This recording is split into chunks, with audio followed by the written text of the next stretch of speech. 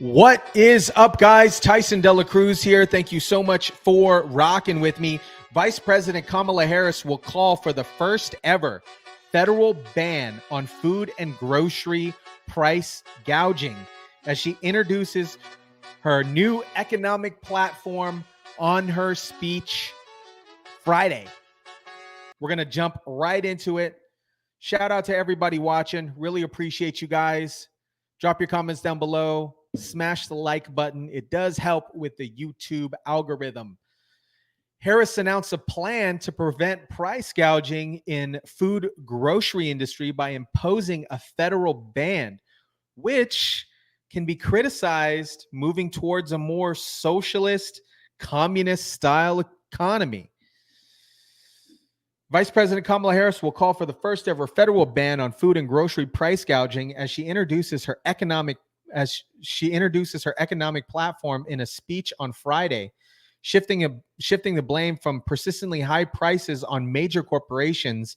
Harris's price gouging ban would set rules to ensure big corporations can't unfairly exploit consumers to run up excessive corporate profits on food and groceries, and direct the Federal Trade Commission and other agencies to penalize any corporations that violate the rules, according to Harris's campaign.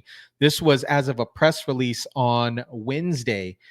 Price control schemes comes in the response to the growing concerns amongst voters over Biden-Harris administration's dismal economic record that has left consumers with soaring grocery bills. The proposal is the first insight to Harris. I would say second insight, because the first one we know that she bit off of Donald Trump. It is her first insight to Harris's economic platform since she emerged as the presumptive nominee for the Democratic Party. Now, this policy it's compared to Venezuela's economic strategy, which led to severe inflation and government control over the means of production of food costs. And this raises a concern as a U.S. citizen. Critics argue that the policy could drive businesses, especially small ones, out of the market or force them to stop selling certain products in general altogether due to unprofitability and undermining capitalism.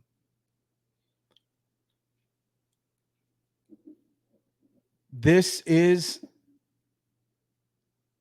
according to her plan, Harris would allocate more resources to the federal government to tackle price fixing and other anti-competitive practices in food and the grocery industry, while actively propping up small business to take on majority corporations. But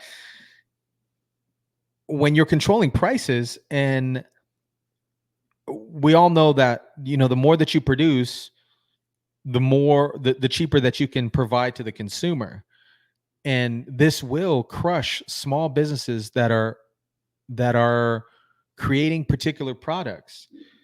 We all know that her first policy plan that came out was this one.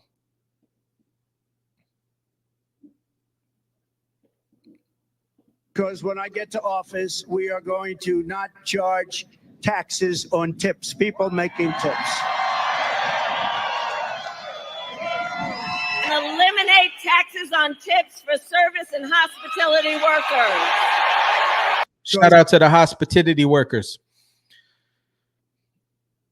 Harris is continuing to distance herself from President Biden, possibly due to his declining approval and the Democratic Party's shifting away from him. And he is upset. He went on, a couple weeks ago on Sunday, and talked about how Nancy Pelosi basically pushed him out. This is what's occurring in America. And this was an interview from MSNBC. Here's a clip from this. 20 years old. Why is a one-bedroom apartment $600, $1,600? Like, oh my God, for 500 square foot. One at a time, I said. Yeah. Rent prices is outrageous. And then these jobs, they're bare minimum jobs. Like, I'm supposed to be in customer service. Before I was a server, I was working at like fast food restaurants, and nothing against them, love it, but we need them jobs. But why are you yelling at me over a burger? So it's one of those type of things. It's like the work life, trying to balance out school, trying to balance out finding housing. It's just overhyped. Like, I really waited my whole life to grow up and do this. This corporate price gouging. I'm actually interested in watching this because I'd love to hear what she has to say regarding her remarks on this particular price gouging. Inflation rates skyrocketed under Biden-Harris administration, reaching 7% in 2021 and 6.5% in 2022 and 3.4% in 2023. Kamala Harris can't hide from her disastrous record. Here we go. Kamala Harris can't hide from her disastrous record of skyrocketing inflation, resulting in 20% increases in prices since she took office. This is a repeat of what happened in Venezuela.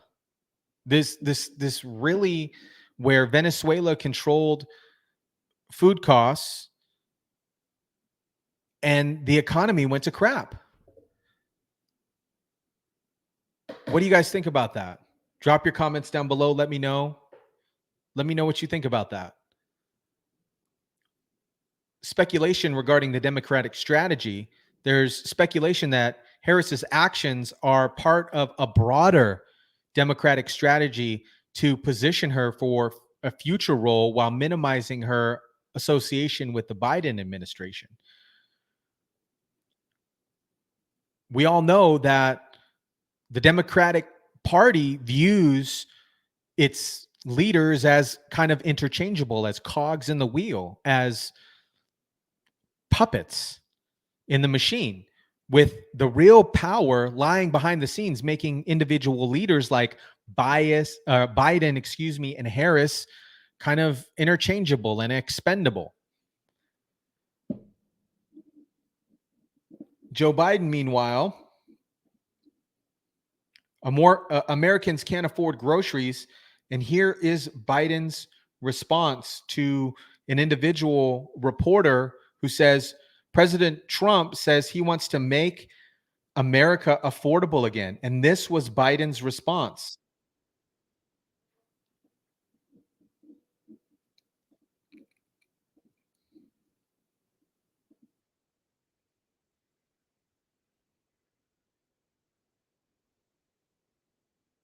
Oh, it's not sharing audio. Hold on, guys.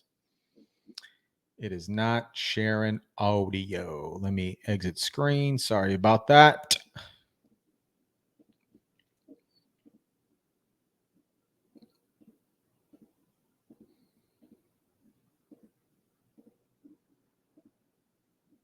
Boom, there we go. Mr. Trump says he wants to make America affordable again. Your response? So you ought to get a job. Mr. Trump says he wants to make America affordable again. Your response? So you ought to get a job. This is just proof that Biden's role is continuing to diminish over the course of this presidential election. He is presumably being sidelined at the DNC and suggests that his leadership is no longer valued at the Democratic Party. He's probably pissed. He's probably pissed. This was reporters asked Joe Biden about his policies at a press conference.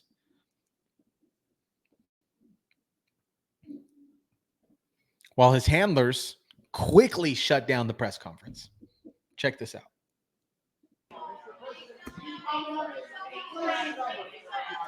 The U.S. beat inflation, Mr. President. Yes. I told you we're going to have a soft landing. We're going to have a soft landing. My policies are working. Start writing that way, okay? And Mr. President, Anyway, thank you. Thank you so much. Thank you so much. The U.S. beat inflation, Mr. President. Yes, yes, yes. I told you we're going to have a soft landing. We're going to have a soft landing. My policies are working. Start writing that way, okay? And Mr. President, Anyway. Immediately after this, his handlers were like, okay, we're done. It's a wrap. Let's go. Let's go. Oh, man. Oh, man. How many? I think we're going to tune into what Harris has to say on Friday.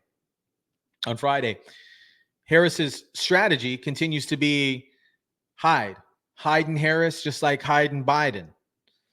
Harris has limited her exposure, public appearances, interviews, press conferences, possibly to avoid association with Biden and to control her public image leading into the DNC. I don't know. But again, she is vice president now. She is vice president now. This is what the media is getting disrupted as well. And I'm talking about media that is on Harris's side, Harrison Walz's side. They are also getting frustrated with why hasn't she made any public appearances or speeches? This is CNN right here.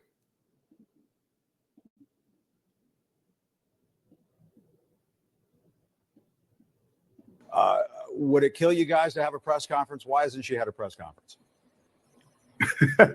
Listen, the vice president and Governor Walz have been busy crisscrossing this country since the launch of this campaign and adding Governor Walz to the ticket. You saw the ways in which they went across the battleground states last week, generating rallies of thousands, 10,000 here, 15,000 there. But Michael, you know, a campaign rally is not a press conference.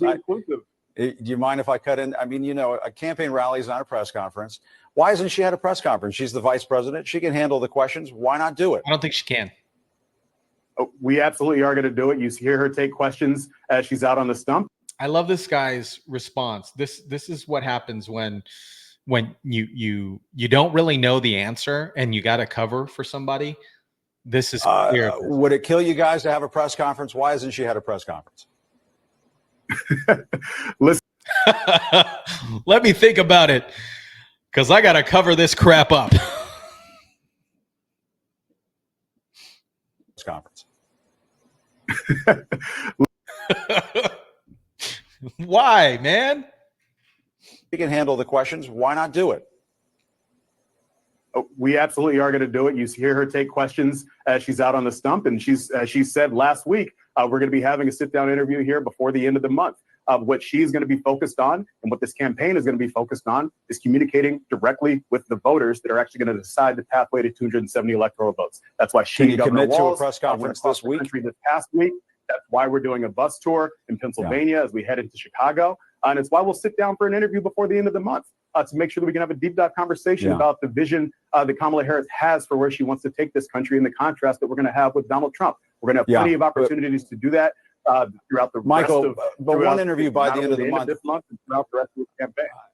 I don't want to belabor this, but one interview before the end of the month. I mean, that's not a lot. I mean, can you commit to a press conference before the end of the month? We will commit to directly engage with the voters that are actually going to decide this election. And that is going to be complete with rallies, with sit-down interviews, with press conferences, with all the digital assets that we have at our disposal.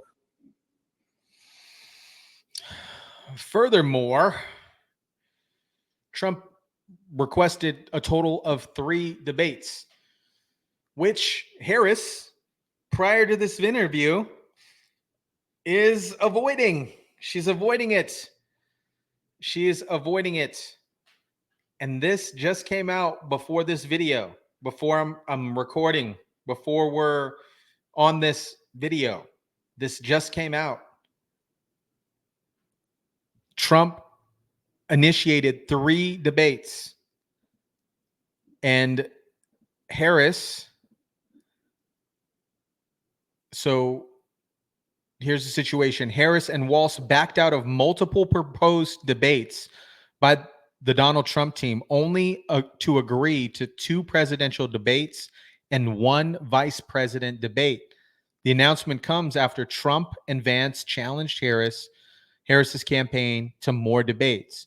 Trump had challenged Harris to 3 debates, while Vance challenged Walz to more than 1.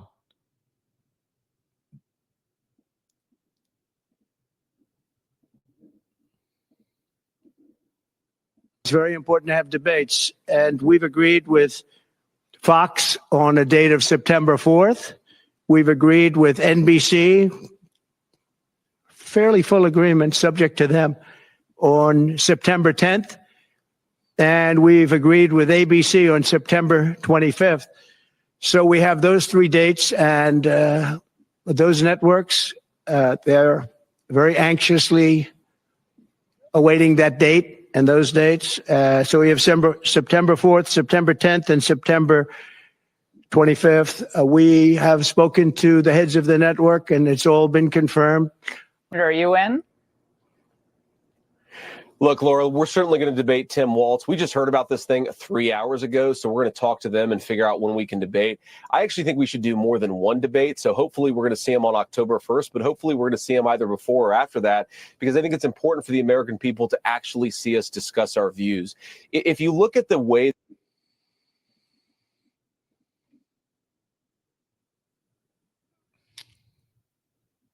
Kamala Harris and Tim Walz back out of multiple proposed dates from the Trump-Vance team. What is going on, guys? General public, U.S. needs to know policies. We need to talk policies. We need to see who's the best candidate out. Hiding in the basement is not going to get this done. It's not going to get this done. Drop your comments down below. Let me know what you think about this whole fiasco. Hyde Harris, price gouging. Let me know. Let me know. Drop your comments down below. Smash the like button. Hit the subscribe. And as always, I will catch you on the next one.